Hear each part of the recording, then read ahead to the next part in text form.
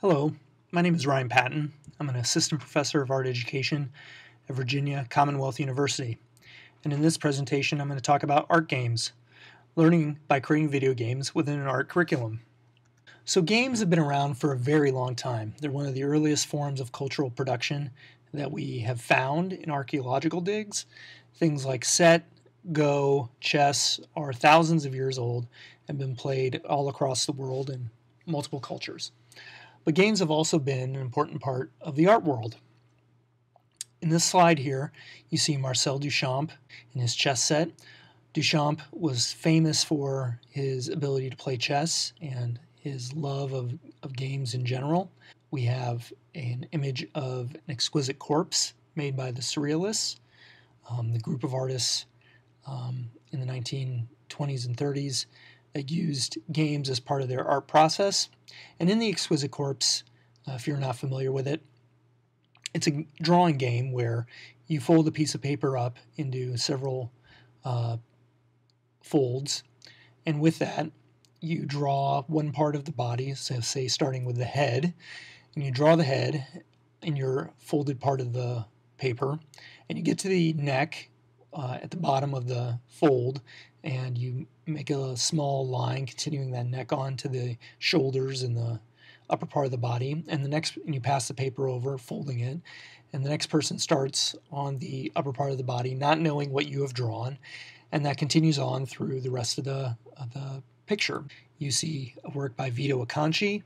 This is called Following Piece. It's a work where Vito Acconci had set up a set of rules for himself. And with these rules, he woke up, walked out of his house, started following the first person he saw on his way out the door, and then would follow them in public space until they left public space, waited for them for a few minutes to see if they came back out. If they didn't, he would then start following the next person, and did that throughout the day, documenting the work. So in this piece, Acconci is creating a set of rules and creating a game for himself in terms of how these rules determine how the piece operates. You see a work by George McCunis. He was a Fluxus artist. The Fluxus artists of the 60s and 70s, many of them used games as part of their process and part of their work. And then in this particular piece, this is called Fluxus Tennis, where McCunis has modified the ping pong table and using a variety of ping pong rackets and also modifying the table itself, so making it a different kind of game and a different way that you play it. Matthew Barney, from his Cremaster cycle. In this particular piece, he is in the Guggenheim Museum, and he's using the space at the Guggenheim Museum as a game space, starting at the bottom levels and then reaching his way up to the top. So with this curriculum that I developed, students made games and played games. And in playing games, they would play all kinds of games, as physical games, tabletop games, as well as video games. Here's an example of some of the tabletop games they played. Games like Uno, Boggle, Set, and after playing those games, they would discuss how these games were enjoyable, difficult, entertaining, what elements made them enjoyable, difficult, and entertaining, how those games could be made better or easier or more difficult, and really were able to do a strong critique of how these games functioned in a way that maybe they would not be as knowledgeable of if they were thinking about an artwork like a painting or a drawing or a sculpture. Then, after playing these games, they would make their own tabletop games, and they could make a board game like the two that you see here, play each other's games, critique each other's games, and then talk about the process that they used in terms of creating versus playing and how those two things interact with each other. So in developing the video game curriculum, it was important to develop a series of concepts that cut across the many genres of video games. So in this slide here, you see a number of video games that have a number of kinds of gameplay and visuals and are seen very differently by the general audience. So to do that, I created this concept of move, avoid, release, and contact that was written about in Studies in Art Education in 2013. And with this concept of move, avoid, release, and contact, these things both work together as well as have individual and unique capacities. So with this idea of move, avoid, release, and contact, how can these same ideas be applied into non-game environments, right? So how can these feelings and ideas be understood outside of a game environment?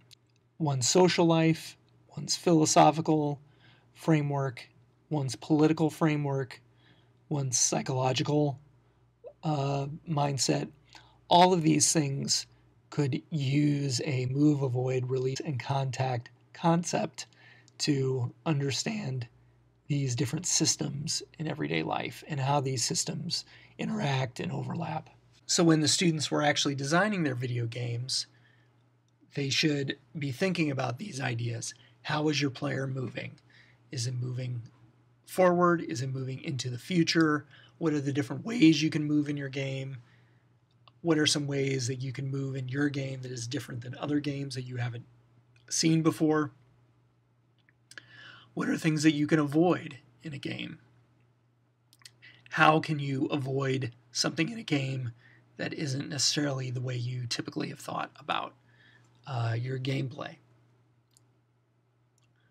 Release is a concept that is probably most easily identified in video games as shoot, and the term release was used to make that idea more abstract and more open. So a release is something that is projected away from your body as the player.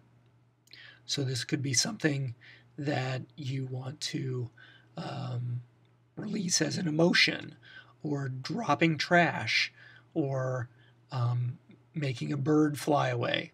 All of these things can be a form of release.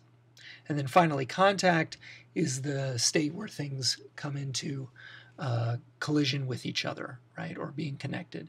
So these could be positive things, these could be negative things, these could be a number of activities. And in this curriculum, it is developed so that now there are 5 modules with 2 additional modules being developed. And the curriculum has the non-digital component as well as digital components. And these modules can be mixed and matched so that when students and teachers use the curriculum, if they want to cover one aspect over another, you can talk about how you physically play the game in a different way than you would by how the game world appears and operates. So in this slide, it is taken from the Alan Gershfeld's general session at NAEA 2010 in Baltimore. Alan Gershfeld is the chairman of Games for Change, an organization to use games as a way to teach and learn. And in this slide, here are a number of tools that people use to make games. So in this slide, on the bottom left are the easier tools to use, and it works in a spectrum. So at the top right are tools that are more difficult to use, so things like the programming language C++, Unreal, and Unity are more difficult, while things like GameStar Mechanic are easier to use. And the tools that I've used with students actually fall right in the middle, right there. The green cog that you see there is a program called Game Maker. It's a program that's been around at least since 2005. and it's a program that has both coding, programming elements, as well as drag and drop tools that you can use without knowing how to program. So in this card, you see the Game Maker interface, and in this interface, you see events and actions.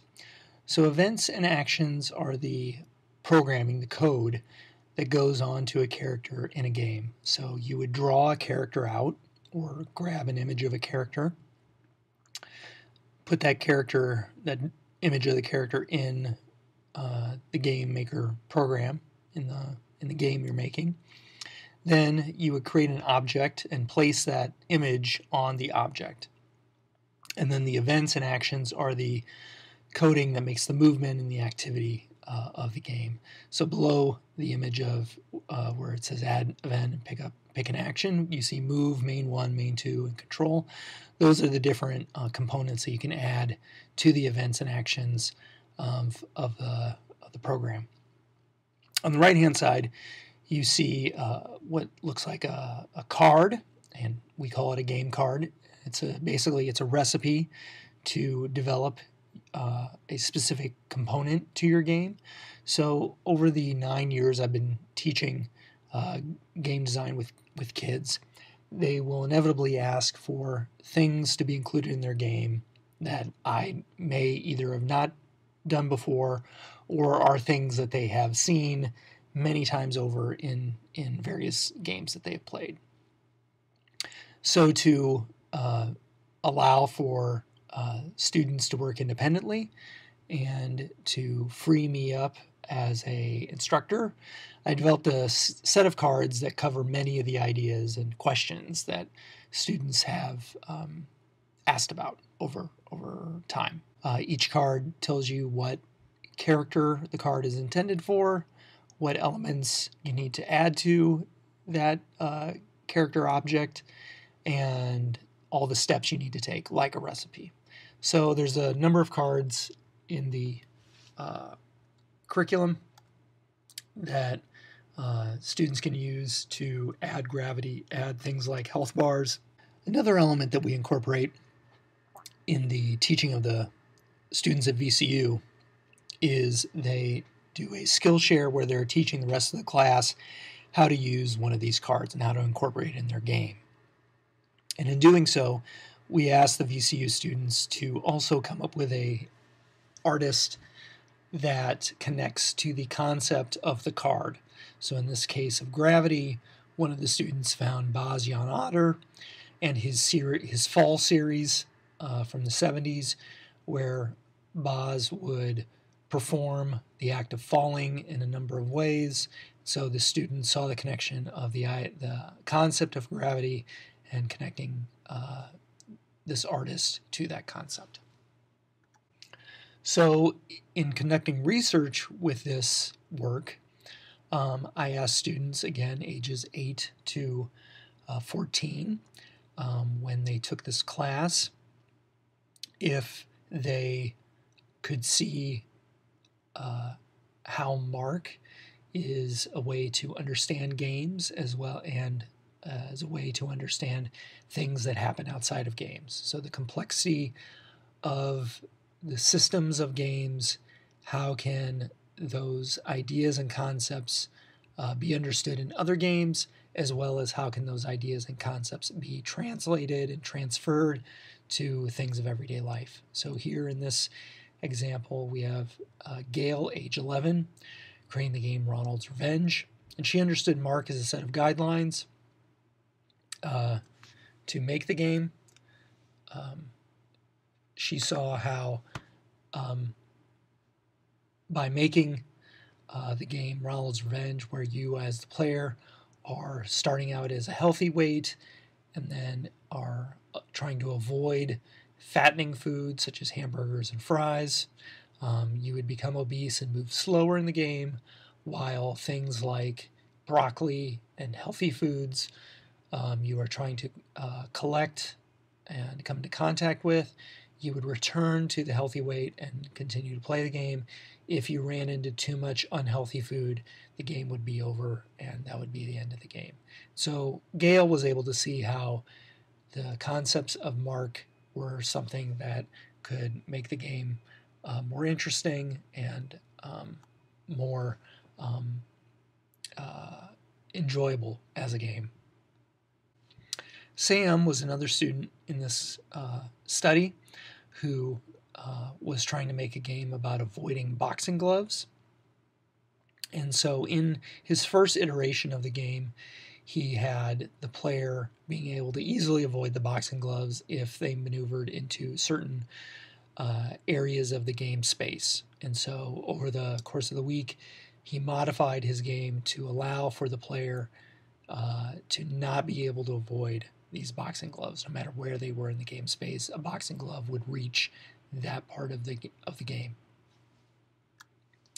So here's the modified version of the game, where you see the boxing gloves are not falling into a specific pattern. They're more randomized. And Sam was able to see how particularly the contact component of the game could be related to everyday life, where if you would to touch a table, that could trigger some kind of action, and if you touch a desk, it would be something else. And so he could see how programming a game world has similarities to how things interact in the real world, and to make a game that would be just like the real world, it would take a very long time to do it. So Gina, when interviewed, was able to see and understand how many games that she played could be programmed based on the learning that she had at through this course.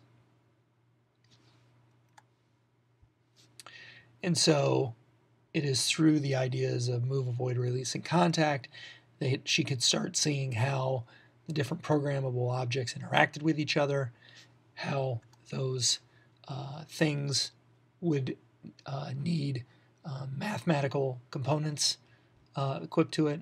She described this game called Balloons, where you are a monkey that is shooting an arrow to destroy as many balloons as possible. Somewhat similar to the more recent and popular game Angry Birds, where you have the bird flying in the air and you're trying to knock over a building to eliminate some pigs.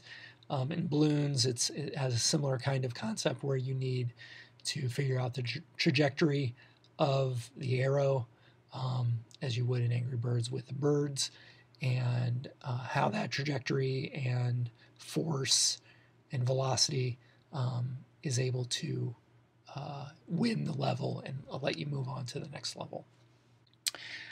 When I was talking with Gitka, age 13, she could see the connections of how games relate to everyday life by making friends. So the idea that in order to make friends, you have to gain their trust, have similar interests, be respectful and thoughtful with the person. Just like in a game, you need to overcome challenges, do positive things in the game, and accomplish all those tasks in order for you to achieve the goal of finishing the level, winning an award, that sort of thing. So she saw some similarities to how the efforts made into making friends can have some similarities to the efforts made to do well in a game. So in this study, we asked students in a pre- and post-test format, how likely would they be able to work on a game-making project on their own? And in the gray, you can see that the students are their pre-test answers, and in the yellow are their post-test answers. So you see a significant increase in their confidence that they would definitely be able to make a game-making project after having gone through the curriculum. As you see in the pretest, there's a higher number of students saying they would not be able to do it at all versus the post-test. And from the definitely planning on to significant increase in the post-test of their likelihood of making a game-making project. The same can be said in terms of their ability to explain how to make or modify a video game level. Many of them in the pretest said they didn't know how to do that, but by the time of the post-test, the majority of students said they knew how, or they definitely knew how to make or modify a video game level after having gone through this study. To find out more information about the curriculum that we have, you can find it on currentlab.art.vcu.edu. The curriculum is available for download, and you can email me at the email address below. Thank you very much.